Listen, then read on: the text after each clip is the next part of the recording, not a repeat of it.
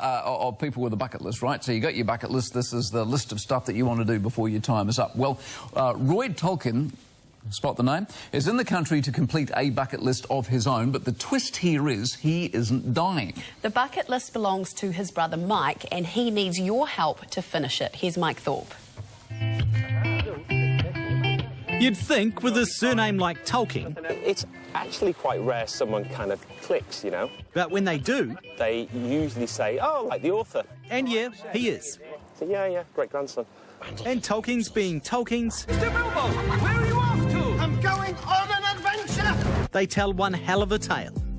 Royd's story is about his little brother. Just over 2 years ago, my brother passed away from motor neuron disease. Mike was an adrenaline junkie. He was a semi-pro paintballer, into wakeboarding, snowboarding, all of that stuff. Mike wrote a bucket list. He wrote it with the intention of coming over here, but we just realised very quickly that the illness wouldn't allow that. So I've been on this journey fulfilling the bucket list. How much of this bucket list do you know about? I don't know about any of it. I find out what I'm going to do just before I do it. There is supposed to be 50. There's one item that's been left off. I think it's number 25 that was just blank, and it needs to be filled to make the 50. See, that's where we come in. Royd wants a distinctly Kiwi challenge from our viewers. And please be gentle. It won't be as tricky as his first task. So at the funeral service, it was obviously like incredibly emotional. We kind of led Mike in. There was my dad, his son, his best friend, myself. The place was full of his family and all his friends. And I sort of got up and looked at people, and no one really wanted to look me in the eye, and composed myself and pulled my speech out and pulled out another piece of paper and held up "trip over" and explained that that's what Mike wanted me to do. Fall over at the most awkward and embarrassing moment at his funeral service.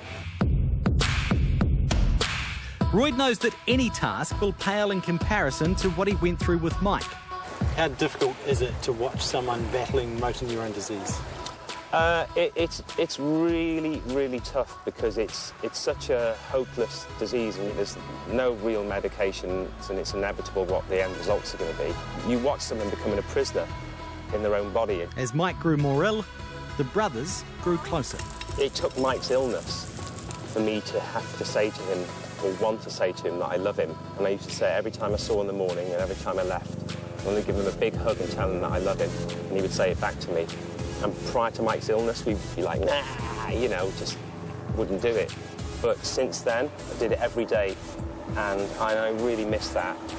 And hopefully this documentary is going to inspire other people and remind people how important family and friends are, and also remind people how important life is and to go out and grab it.